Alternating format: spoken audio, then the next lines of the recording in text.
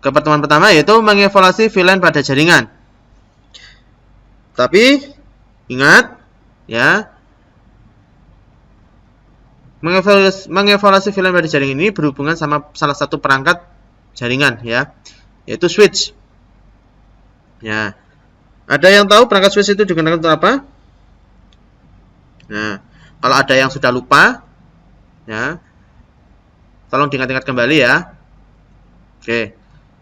Jadi, switch di sini itu fungsinya untuk menghubungkan antara komputer satu dengan komputer yang lain atau beberapa komputer agar bisa saling terkoneksi ya dengan menggunakan perantara kabel.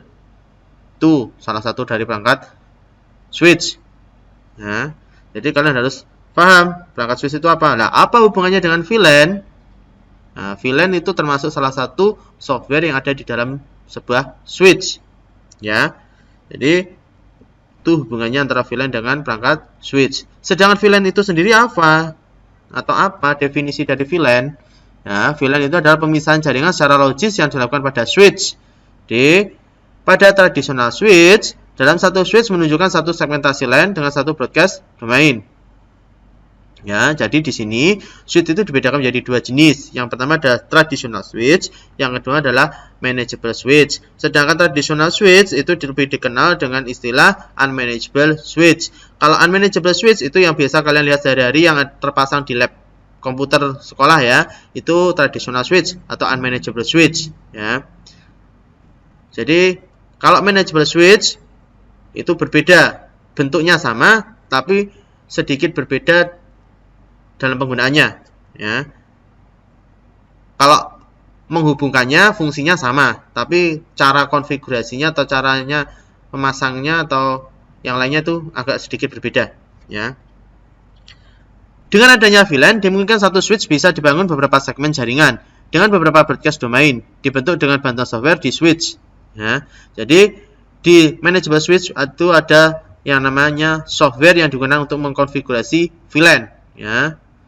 VLAN terbentuk secara logis dengan bantuan software yang ada pada switch ya. Kalau tradisional switch itu tidak ada software apapun, cukup kalian memasangkan kabel lalu dipasangkan ke komputer, itu beberapa komputer sudah bisa saling terkoneksi selama sudah terpasang IP ya. Sedangkan kalau manageable switch ya, itu ada software yang harus kalian konfigurasi ya, dimana nanti walaupun nanti dalam satu switch itu bisa kalian bedakan jaringannya ya berdasarkan VLAN-nya nanti. Oke, kita lanjut. Itu kalau manageable switch. Apa manfaat VLAN? Ya, kalau tanpa menggunakan VLAN atau istilahnya itu traditional switch, untuk membangun 3 jaringan membutuhkan 3 switch ya. Jadi kalau kita menggunakan atau kita membuat jaringan ya, misalkan engineering, marketing, sales, itu kalau kita tanpa VLAN itu harus membutuhkan 3 switch ya. Tetapi kalau kita menggunakan VLAN dengan membangun 3 jaringan hanya membutuhkan 1 switch, di mana portnya ya itu bisa diisikan IP masing-masing. Misalkan ada 9 port. Nah, 3 port digunakan engineering VLAN, 3 port digunakan untuk marketing VLAN, 3 port itu digunakan untuk sales VLAN. Nah, 3 grup ini atau 3 jaringan ini itu bisa kalian bedakan kalau kita menggunakan manageable switch. Jadi tidak akan bisa saling terkoneksi atau bisa terhubung, tidak bisa saling terhubung ya. 3 jaringan ini kalau kita menggunakan VLAN karena pasti berbeda grup atau berbeda VLAN. Kalau tradisional switch ya dengan satu switch semuanya bisa saling terhubung. Switch yang lain bisa terhubung. Switch yang lain bisa terhubung. Nah, baru akan berbeda kalau switch 1 dengan switch 2, switch 3 itu pasti berbeda. Itu baru tidak bisa terhubung. Menghubungnya pakai apa biar bisa terhubung? Ya pakai router. Sama halnya manageable switch. Walaupun satu switch bisa menghubungkan engineering VLAN, marketing VLAN, sales VLAN, itu juga harus pakai router biar bisa saling terhubung. Nah, di sini with VLANs, broadcast control, switch port VLAN ID ya. Jadi di sini istilahnya ada gambar-gambar ya, bentuk-bentuk. Ini ada 2 VLANs atau 2 subnet, 2 jaringan ya. jaringan pertama VLAN 1 itu bisa terhubung dengan jaringan VLAN 1. VLAN 2 bisa terhubung dengan jaringan VLAN 2. VLAN 1 tidak bisa terhubung dengan VLAN 2 walaupun ada satu switch, karena di switchnya ini sudah dikonfigurasi yang namanya VLAN, ya. Ibaratnya ini contohnya. Kita lihat di sini posisinya, ya. Di sini ini 1 2 3 4 5 6, 6. Berarti ada 6 port. Sedangkan di sini ada 1 2 1 2 2 1, ini namanya VLAN. Nah, berarti ini port 1-nya diduduki oleh VLAN 1, port 2-nya diduduki oleh VLAN 2, port 3-nya diduduki oleh VLAN 1, port 4-nya diduduki oleh VLAN 2, port 5-nya diduduki oleh VLAN 2, port 6-nya diduduki oleh VLAN 1. Berarti yang bisa terhubung adalah port 1, 3, dan 6 dengan VLAN 1. Sedangkan port 2 itu VLAN 2 bisa terhubung dengan port 2, port 4, port 5. Ini bisa saling terhubung karena VLAN-nya sama, yaitu VLAN 2. Nah, sedangkan VLAN 1 dengan VLAN 2 pasti tidak akan bisa terhubung karena berbeda VLAN. Nah, bagaimana cara menghubungannya? Ya tadi jelas pakai perangkat yang namanya router biar bisa saling terkoneksi atau bisa saling terhubung. Nah, berbeda dengan tanpa menggunakan VLAN, no broadcast control, ya. Semua sebagai single VLAN. Ibaratnya di sini ada dua subnet. Walaupun dengan menggunakan dua subnet, ya, broadcastnya akan dikirimkan ke semuanya. Kita ngirim ke berapa, pasti akan semuanya terkirim, ya. Terkirim dalam arti ini logik, ya. Maksudnya belum tentu diterima. Kalau berbeda IP ya jelas tidak diterima, ya. Paham ya? Ini kalau kita menggunakan tanpa VLAN, ya. Jelas.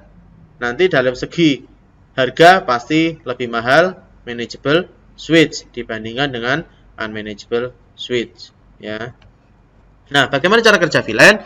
VLAN diklasifikasikan berdasarkan metode atau tipe yang digunakan untuk mengklasifikasikannya, baik menggunakan port, MAC address. Semua informasi yang menggunakan pengalamatan suatu VLAN atau tagging disimpan dalam satu database tabel. Jika penandaannya berdasarkan port yang digunakan, maka database harus mengindikasikan port-port yang digunakan oleh VLAN. Yang kedua, untuk mengaturnya, maka biasanya digunakan switch atau bridge yang manageable atau yang bisa diatur. Switch atau bridge inilah yang bertanggung jawab menyimpan semua informasi dan konfigurasi suatu VLAN, dan dipastikan semua switch atau bridge memiliki informasi yang sama. Jadi yang bertanggung jawab untuk menyimpan semua informasi adalah switch, ya. Switch akan menentukan kemana data-data akan diteruskan dan sebagainya, atau dapat pula digunakan suatu software pengalamatan bridging software yang berfungsi mencatat atau menandai suatu VLAN beserta workstation yang di dalamnya. Untuk menghubungkan antar VLAN dibutuhkan router. Jadi kalau ingin tadi menghubungkan antar VLAN, ya, dengan berbeda VLAN dalam satu switch, ya, berarti namanya antar VLAN, itu bisa menggunakan router, ya, untuk bisa saling berkomunikasi. Seperti itu. Nah, sedangkan tipe-tipe VLAN, ya, yang pertama adalah berdasarkan port. Keanggotaan pada suatu VLAN dapat didasarkan pada port yang digunakan oleh VLAN tersebut. Sebagai contoh, pada bridge switch dengan 4 port 1, 2, dan 4 merupakan VLAN 1. Sedangkan port 3 dimiliki oleh VLAN 2. Lihat tabel. Tabel port dan VLAN. Port 1, 2, 3, 4. VLAN 2, 2, 1, 4. Jadi, maksudnya di sini tadi yang sudah saya jelaskan tadi di awal. Jadi ini ibaratnya itu ada 4 port kalau di sini, ya. Kalau tadi kan 6 port, ya, kalau tidak salah, ya. Kalau di sini contohnya ada 4 port. Jadi port 1 VLAN-nya 2, port 2 VLAN-nya 2, port 3 VLAN-nya 1, port 4 VLAN-nya 2. Jadi yang bisa terhubung dengan VLAN 2 nanti port 1, 2, dan 4. Sedangkan port 3 tidak ada. Dia berdiri sendiri, cuma ada 1 saja. Nah, port 3 ini tidak akan bisa terhubung dengan port 2, port 1, dan port 4 karena sudah berbeda VLAN. Paham, ya? Kalau itu kita berdasarkan port. Jadi nanti kita praktekkan, ya. Prakteknya nanti VLAN, ya. Nah, kelemahannya apa? User tidak bisa untuk berpindah-pindah. Apabila harus memperpindah, maka network administrator harus mengkonfigurasi ulang. Nah, itu salah satu kelemahan dari menggunakan tipe yang berdasarkan port, ya. Sedangkan kalau berdasarkan MAC address, keanggotaan suatu VLAN didasarkan pada MAC address dari setiap workstation atau komputer yang dimiliki oleh user. Switch mendeteksi atau mencatat semua MAC address yang dimiliki oleh setiap virtual LAN. MAC address merupakan suatu bagian yang dimiliki oleh NIC di setiap workstation. Jadi MAC address adalah nomor unik yang dimiliki oleh setiap perangkat jaringan. NIC pasti mempunyai namanya MAC address, ya. Sedangkan switch manageable pasti setiap portnya dia mempunyai MAC address. Router setiap portnya juga memiliki MAC address, ya. Berbeda kalau unmanageable switch. Kalau unmanageable switch atau traditional switch itu dia tidak memiliki yang namanya MAC address. Kalau manageable switch dia punya yang namanya MAC address. Maka kalau berdasarkan MAC address, kelebihannya apabila user berpindah-pindah, maka dia akan tetap terkonfigurasi sebagai anggota dari VLAN tersebut. Ya, karena dia dicatatnya pakai MAC address. Ya, walaupun berpindah-pindah, maka dia akan tetap terkonfigurasi sebagai anggota dari VLAN tersebut. Kekurangannya bahwa setiap mesin harus dikonfigurasikan secara manual. Dan untuk jaringan yang memiliki ratusan workstation, maka TPI ini kurang efisien untuk dilakukan. Nah, maksudnya karena konfigurasinya harus memasukkan MAC address satu persatu di dalam software tersebut. Otomatis pasti memasukkannya secara manual. Jadi tidak bisa secara lakukan langsung, tidak bisa, ya. Jadi masukkannya satu persatu. Maka kalau digunakan untuk workstation banyak atau klien yang banyak, pasti banyak menghabiskan waktu, ya. Jadi kurang efisien kalau kita menggunakan MAC address. Nah, kalau tabel MAC address dan VLAN, ya. Ini misalkan MAC address 1325166177738, ya, berarti VLAN-nya ini 1. 27 sekian sekian sekian, tabel apa ini? VLAN 2. 5366 sekian sekian sekian. 2. 2444441 sekian sekian sekian, itu VLAN-nya 1. Berarti yang bisa berkomunikasi ya yang sama dengan VLAN-nya tersebut. VLAN 1 ya dengan VLAN 1, VLAN 2 dengan VLAN 2. Ya. Lanjut. Kalau yang ketiga itu berdasarkan tipe protokol yang digunakan, keanggotaan VLAN juga bisa berdasarkan protokol yang digunakan. Ya, jadi protokol IP VLAN 1 PPX, protokol VLAN 2 itu kalau berdasarkan tipe protokol. Yang keempat berdasarkan alamat subnet IP. Subnet IP address pada suatu jaringan juga dapat digunakan untuk mengklasifikasikan suatu VLAN. Tabel IP subnet dan VLAN. Ya, IP sekian, VLAN-nya sekian. Ya. IP subnet 4620.4.45, VLAN-nya 2. Jadi banyak sekali tipe-tipe VLAN. Silakan kalian nanti praktekkan satu persatu, ya. Kalau ingin dipraktekkan, silakan dipraktekkan, ya. Karena prakteknya untuk sementara waktu, mungkin nanti saya akan kasih sebuah video atau dokumentasi. Bisa kalian lihat dulu, kalian pahami dulu, ya. Karena untuk sementara waktu, karena tidak bisa bertatap muka, jadi ya otomatis kalian harus melihat video-video dulu. Tetapi kalau ada yang sudah punya laptop, ya silahkan kalian bisa langsung mempraktekannya, ya. Atau HP yang smartphone, kalau sudah punya juga bisa langsung mempraktekannya. Karena kita menggunakan, insya Allah kita menggunakan simulasi, ya. Simulasinya pakai apa softwarenya? Nanti simulasinya pakai aplikasi paket Tracer, ya. Itu bisa kalian download, ya, karena di HP juga ada, di laptop juga ada, jadi bisa digunakan di kedua-duanya. Jadi kalian bisa praktekkan. Nah, kita lanjut ke perbedaan LAN dan VLAN. Kalau LAN, ya perbedaannya itu dengan VLAN, bentuk jaringan dengan model LAN sangat bergantung pada letak atau fisik dari workstation, serta penggunaan hub dan repeater sebagai perangkat jaringan yang memiliki beberapa kelemahan. Ya, itu kalau pakai LAN. Kalau pakai VLAN, kelebihan dari model jaringan dengan VLAN adalah bahwa tiap-tiap workstation atau user yang tergabung dalam satu VLAN atau bagian, organisasi, kelompok, dan sebagainya dapat tetap saling berhubungan walaupun terpisah secara fisik. Ya. Jelas-jelas, VLAN telah merubah batasan fisik yang selama ini tidak dapat diatasi oleh LAN. Keuntungan inilah yang diharapkan dapat memberikan kemudahan-kemudahan baik secara teknis dan operasional. Jadi kalian harus paham ya perbedaan LAN dan VLAN. Itu. Nah, ini gambarnya, di gambar ya. Ada VLAN 1, VLAN 2 ya. Jadi kalian harus paham. Ya, silakan dicerna, dipahami, ya, dimengerti, ya. Kalau kurang jelas diputar ulang lagi, ya. Kalau ada yang ditanyakan, silakan ditanyakan, ya. Bagaimana cara untuk menanyakannya, Pak? Nah, pasti ada pertanyaan seperti itu. Pak, cara menanyakannya adalah nih. Kalian yang pertama adalah harus gabung kode Teams-nya, aplikasi Teams-nya, ya. Untuk 11 TKJ 1 ada kode grupnya sendiri, ya, A4NZL1S. Ini kode grupnya, silakan dicatat. Nanti silakan join grup di aplikasi Teams, wajib untuk semua kelas 11 TKJ, ya. Sedangkan 11 TKJ 2 NALDJKO, Naldico. Silakan kalian catat juga. Silahkan join grup. Nanti kalau ada yang kurang jelas silahkan ditanyakan.